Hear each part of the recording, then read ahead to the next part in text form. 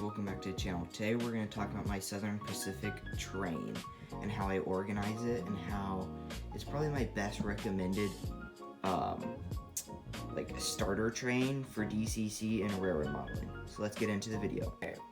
So if you haven't watched my video about all my locomotives, I'll just give you a quick briefing on this locomotive. I got this locomotive off eBay. I won an auction for it for $40.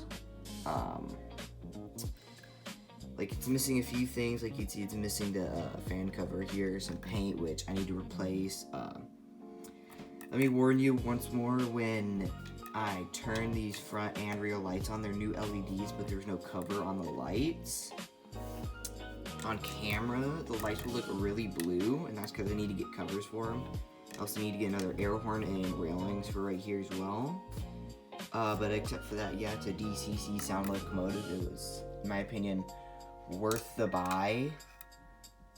This is my new train. I'm using all three of these old Athearn Blue Box boxes to store these train cars, which these train cars I actually did get for this train. And that's kind of why I think this is the best starter, like a starter set for railroad modeling and such, because like it's small, it's not super expensive, but like it's still expensive. Like usually this is around $200 to $150. But like you can get these train cars really cheap at train shows. That's why I like train shows so much. Is that like you could get a train car like this for $10 to $5 even with metal couplers, which this one has plastic couplers because this was an Atlas. You can see their logo right here. This is probably one of my favorite cars just because. Also weathered all three of these train cars here, which I'll show you in a little bit. And I'll also show you how I do my train organization sheets, which I will do them for the rest of the trains I'm doing for this series. They all have organization sheets, and this is mostly for if you're in a train club or like a railroad modeling club. Also, I'm just using these boxes for this train because there's 3 of them, each for each car, and then you could probably use another box for the locomotive. The locomotive is really long for these boxes. Or like if you want to have a layout at home. So yeah, let's get into the video about viewing the train cars and the locomotive. Okay, so now we're gonna look at the train organization sheet right here. So pretty much under it, you can see there are all these different tabs of paper. And on this first one here is Southern Pacific, and this is the decoder number SD40 SD45-2. As DCC sound, it's an Athearn DCC sound ready locomotive. I still need to put the decoder in, which is the number, so it's a cab number pretty much. So I'll have to put that in. But pretty much this is how the train will be organized. For all my other ones, this is much bigger. It's like this long instead of just this.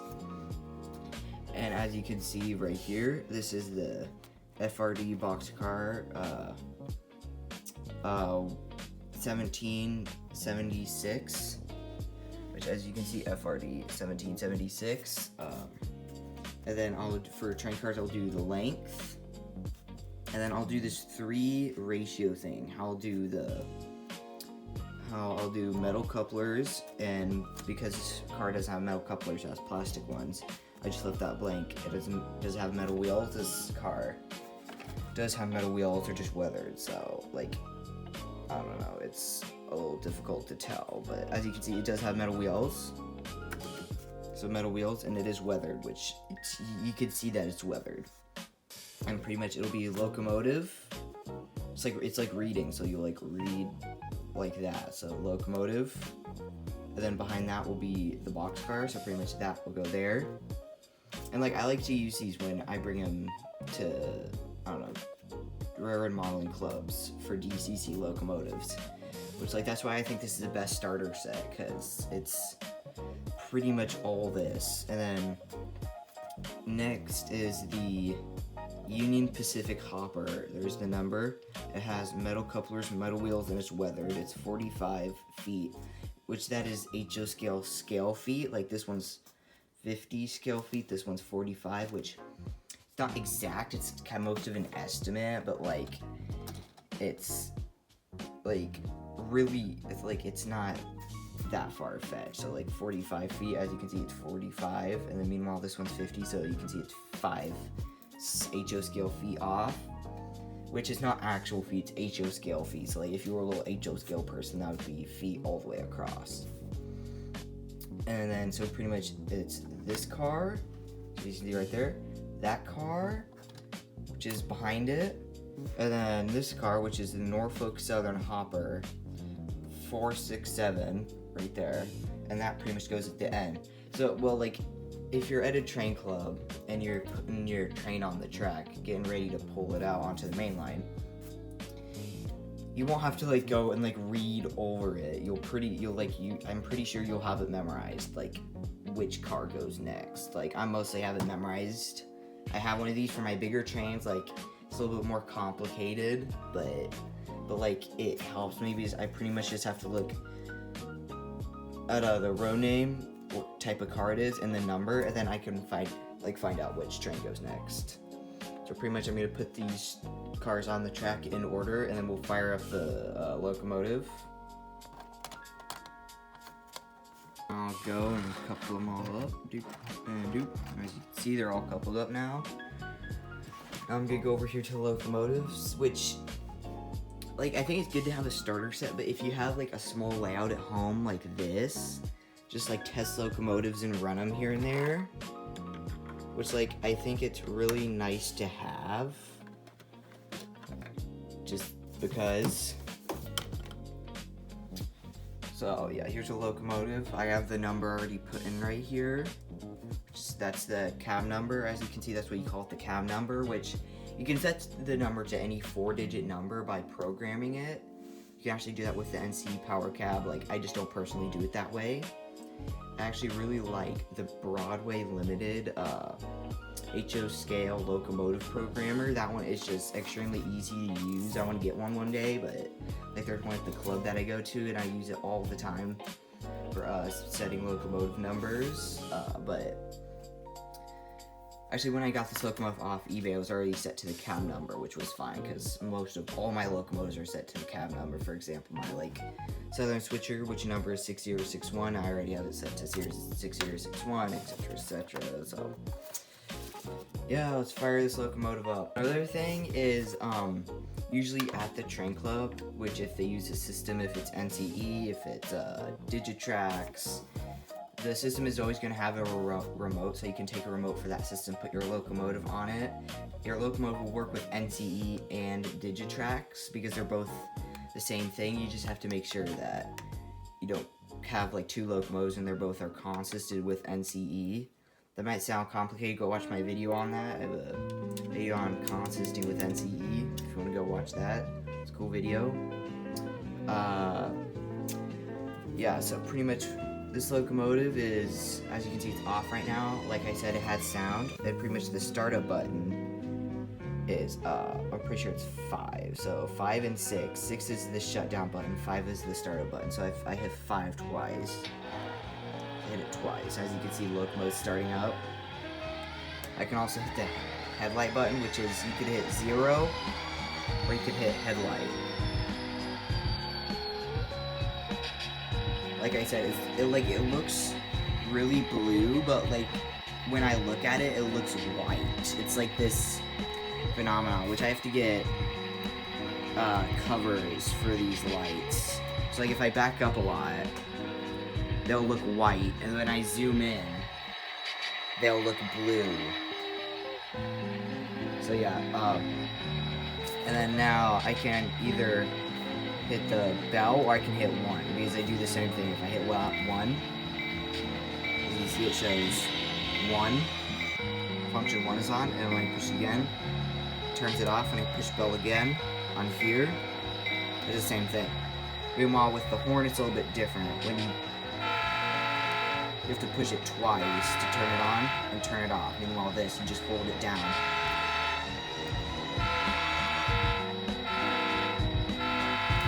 And this is the short horn, which it's not really on anything right here. Just when I push it, I can't really hold it down. Just short horn, that's what they call it apparently. And then the rear light, which you can see it has the same thing, which this locomotive does have metal Kadee couplers. They're like the realistic ones. You can see right there.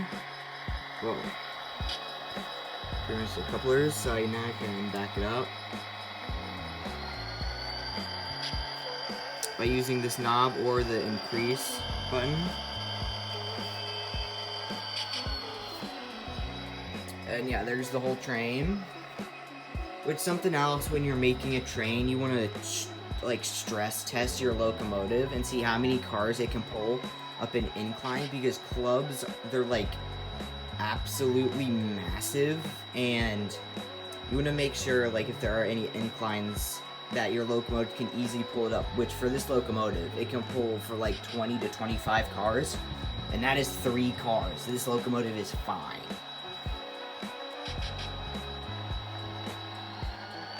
And pretty much if you have 25 cars in a locomotive that can only pull 20 maybe, your best next move is probably to get another locomotive, to have 2 locomotives, so that's practically double the pulling power. And like if your cars are too heavy, so if I hold it down, the locomotive, the wheels will just start sliding on the rails. It's like that's what happens, which like this is a little bit of an incline too. You can kind of see how it's like it starts going up that way because the support is actually a little bit too long because I put a bracket on there. Same for this side, like you can kind of see how it starts going up that way. So yeah, pretty much that's this whole train, and then I'm gonna show you like how you would box it up and how you would like take it places really fast. So pretty much how you would do that is shut down the locomotive, because I don't like to take my locomotives right off of the track as fast as I can, so pretty much I hit 6, which is the shutdown button, 0, which shuts off the headlight. We'll let it shut down real quick until it goes silent. I'll start grabbing these boxes. Pretty much this one is for this car right here, so I'll just go grab this. Like if you need to go somewhere really quick. So like usually train or railroad modeling club stuff is chaotic. So that's that car. The next one here. Pretty much this one is for that car. Which these are old used boxes that I got from other train cars at train shows, because they'll just put the cars that they're selling in this. And like I personally built a train carrier thing. It's just a ton of different layers that are padded and separated off. So like I can carry 2 probably like 10 car trains in there, 2 10-car trains, plus 2 locomotives. Like that's what I have in there right now, and there's still like that much of room. Like that's quite a lot of room. And then pretty much in this one,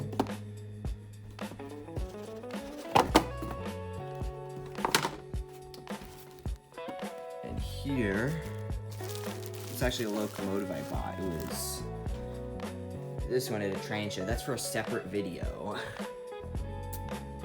And this locomotive, you see it got some like graffiti on it. This is Norfolk Southern. I actually did the decals on this locomotive, so the numbers. So you can get really creative with your train cars and stuff. Now I'm gonna throw this on here. Probably should turn around. It doesn't really matter what direction they're facing. As you can see, these are the old Athearn blue boxes. They have these cool like little pictures on them of trains that once existed. It like in like 1990 or the early 2000s. Like they stopped making these quite a while back. Let me tell you, you can find these on eBay everywhere. Like this one was for that was for a Sioux City grain. Which oh yeah, I actually have that car. It's actually in there, which I went and upgraded because this is back when they used horn hook couplers, not standard HO scale knuckle couplers, which like you can replace, but So like that, those are all the cars, but with like the locomotive, I don't really have a box for it right now. Which, like, I have some Wolfers boxes that I could probably put it in. And you want to probably bring that paper too. So we've just got a locomotive, got paper, and like you can see it just folds like that, or you can stand it up maybe. Well, light's really blinding it. As you can see, Southern Pacific Train organization sheet. Wish we could put that there. And then it would probably look something like that, but you would have a box that would be in. And that would pretty much be your whole train, so you could carry this in as there's usually just old guys if you could run a train, and then they did let you, which I'm pretty sure they would, because like the train club that I'm part of, there's a lot of people that come in here and there that are just like traveling by, and they'll let them run trains, which hopefully I'll make a video of that in the future, and I'll bring maybe this train or one of my other ones. So yeah, this is pretty much the Southern Pacific train.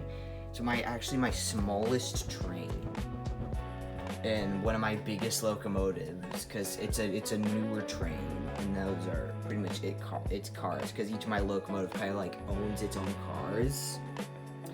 And like I'll spend different times of money buying more cars for them, or like repairing cars, maybe like upgrading the couplers or something.